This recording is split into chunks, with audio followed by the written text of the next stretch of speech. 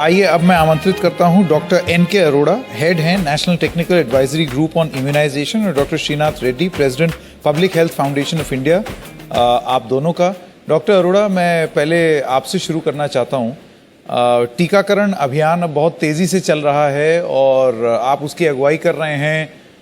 अब वैसी भी स्थिति नहीं रही जैसे शुरुआत में थी इस साल के कि कम टीके थे और लोग बहुत ज़्यादा थे, लेकिन रियलिस्टिकली स्पीकिंग आपको लगता है कि अगर हमको स्वस्थ होना है जल्दी से, खास तौर से इस महामारी से, तो ये टीकाकरण मुहिम और तेज होनी चाहिए?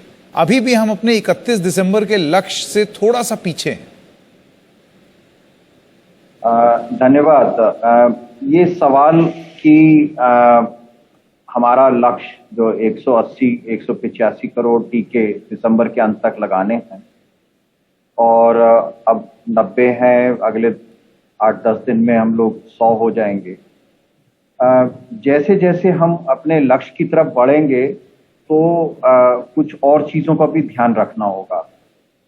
और एक तरफ तो हमने देखा है कि बहुत सारे प्रदेश हैं जहां पर 100% लोगों ने कम से कम एक टीका ले लिया है, लेकिन बाकी प्रदेश भी हैं जहां पर ये गति उतनी तेजी से नहीं है।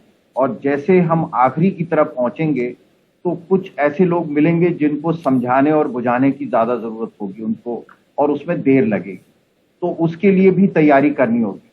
जहाँ तक टीकों की उपलब्धता है, वो उपलब्धता करीब करीब अब हमें कोई संशय नहीं है। और मैं यहाँ पर ये भी बताना चाहूँगा कि कुछ जो वैक्सीन अभी जिनको इमरजेंसी यूज ऑथराइजेशन नहीं मिला है, 2 वैक्सीन हैं, एक बायोलॉजिकल ई की कॉर्बेवैक्स है और दूसरा जिनोवा की mRNA वैक्सीन, इन्होंने अपना स्टॉक पाइल करना शुरू कर दिया है।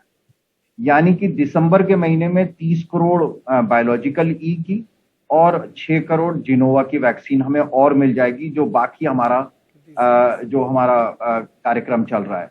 तो अगर हम इस सारे को देखते हैं तो वैक्सीन की कमी नहीं है।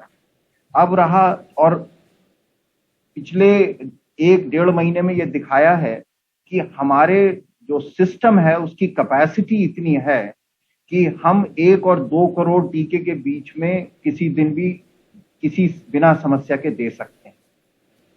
चौथी चीज कि ऐसे समय में एक सोशल मोबिलाइजेशन कैंपेन जो जन आंदोलन चल रहा है और जिसमें आप सब लोगों ने बहुत अच्छे तरीके से सहयोग दिया है कि लोगों में जो वैक्सीन के प्रति उत्साह और उत्सुकता है वो बनी रहे।